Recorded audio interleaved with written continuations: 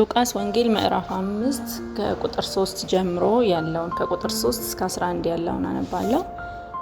ከታንኳዎቹም የስምዖን ወደ ነበረችው ወደ አንዲቱ ገብቶ ከምድር ጥቂት ፈቀቅ እንዲያደርጋት ለመነው።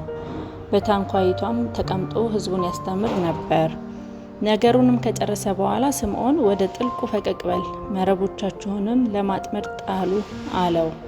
ስምዖንም መልሶ አቤቱ ሌሊቱን ሁሉ አድረን ስንደክም ምንም አልያዝንም፣ ነገር ግን በቃልህ መረቦቹን እጥላለሁ አለ።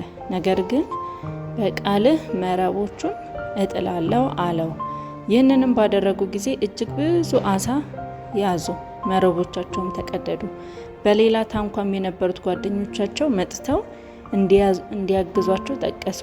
መጥተውም 2 ታንኳዎች እስኪሰጥሙ ድረስ ሞሉባቸው። ስምዖንም ጴጥሮስ ግን ባየ ጊዜ በኢየሱስ ጉልበት ላይ ወድቆ ጌታ ሆይ እኔ ኃጢአተኛ ነኝና ከእኔ ተለይ አለው። ስላጠመዱትም አሳ እርሱ ከእርሱ ጋርም የነበሩት ሁሉ ተደንቀዋልና። እንዲሁም ደግሞ የስምዖን ባልንጀሮች የነበሩ የዘብዴዎስ ልጆች ያዕቆብና ዮሐንስ ተደነቁ። ኢየሱስም ስምዖንን አትፍራ፣ ከእንግዲህ ወዲህ ሰውን የምታጠምድ ትሆናለህ አለው። ታንኳዎቹን ወደ ምድር አድርሰው ሁሉን ትተው ተከተሉት። ምን ብለው ተከተሉት? ሁሉን ትተው ተከተሉት ይላልና ጌታ ኢየሱስ ክርስቶስ ደቀ መዛሙርቱን እዚህ ጋር እንግዲህ በሚሰሩበት ስፍራ ነው ያገኛቸው። የሚሰሩት ስራቸው ምንድን ነበር? አሳ ያጠምዱ ነበረ። ስለዚህ ታንኳቸውን ይዘው አሳ እያጠመዱ ነው የሚተዳደሩት ማለት ነው። እና ምንድን ነው የሚለው 4 ላይ ነገሩንም ከጨረሰ በኋላ ስምዖን ወደ ጥልቁ ፈቀቅ በል፣ መረቦቻቸውንም ለማጥመድ ጣሉ አላቸው ይላል። እና ዮሐንስ 21:6 ላይ እርሱም ይላል መረቡን በታንኳይቱ በስተቀኝ ጣሉት ታገኙም አላችሁ።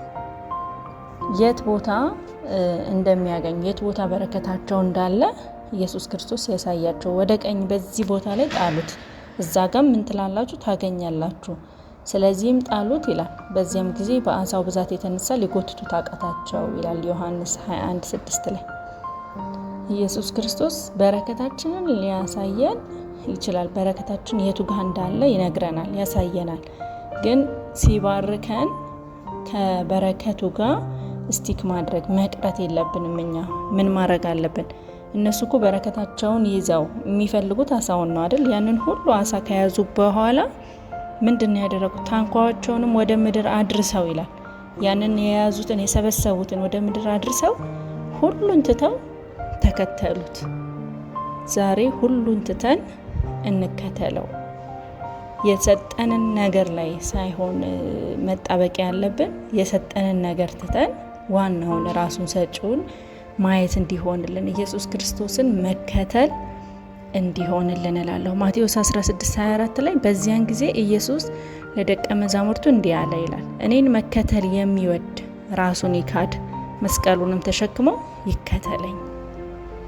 ራሱን ምን ይበል? ይካድ። ያለውን ነገር ይካድ። ይሄ ያለኝ ብሎ ያ ነገር ላይ አይጣበቅ። ምድራዊ ነገር ላይ አንጣበቅ። ራሳችንን ያለንን ነገር ሁሉ ትተን ምን እንበለው? ክርስቶስ ኢየሱስን እንከተል። ክርስቶስ ኢየሱስን ደግሞ የሚከተሉት ምን እንደሚመስሉ ደግሞ እናያለን። ወደ እኔ የሚመጣ ይላል ሌላ ቦታ ላይ፣ ወደ እኔ የሚመጣ ሁሉ ቃሌንም ሰምቶ የሚያደርገው ማንን እንደሚመስል አሳያችኋለሁ ብሎ ራሱ ኢየሱስ ክርስቶስ እንደሚያሳያቸው እናያለንና ምን ይመስላል የሚለውን በሌላ ቪዲዮ አብረን የምናጠና ይሆናል። ግን ዛሬ ሁሉን ነገራችንን ትተን ኢየሱስ ክርስቶስን እንከተል። ሰጪው ማን ነው? ራሱ ክርስቶስ ነው። ምኑ ጋር በረከታችን እንዳለ የሚያሳየን ማን ነው? ራሱ ክርስቶስ ነው። ግን ያንን ነገር የሰጠንን ያለንን ይሄ ምድራዊ የሆነውን እኔነታችንን፣ ራሳችንን መካድ፣ ራሳችንን መተው፣ ሁሉን ነገር ትተን ግን ማንን ልንከተል ይገባል? ኢየሱስ ክርስቶስን ልንከተል ይገባል። ያ አንድ ባለጸጋ ምንድን ነው ያደረገው? ሁሉን ነገር ልከተል እወዳለሁ ሲለው ኢየሱስ ክርስቶስ ምንድን ነው ያለው? 10ቱን ትእዛዛት ምን ላድርግ ሲለው 10ቱን ትእዛዛት ፈጽም ይለዋል። ትእዛዞቹን ሁሉ ስፈጽም ነው የኖርኩት አለ። ግን ኢየሱስ ክርስቶስ ምን አለው? በቃ ያለህን ነገር ሁሉ ለድሃ ሸጠ ተከተለኝ አለው። ያን ጊዜ ከበደውና ለባለጸጋ እንዴት ወደ መንግስትህ መግባት እንዴት ከባድ ነው ሲል እናያለንና ሁሉን ነገር መካድ፣ ሁሉን ነገር መተውና ክርስቶስ ኢየሱስን መከተል ይሆንልን እላለሁ።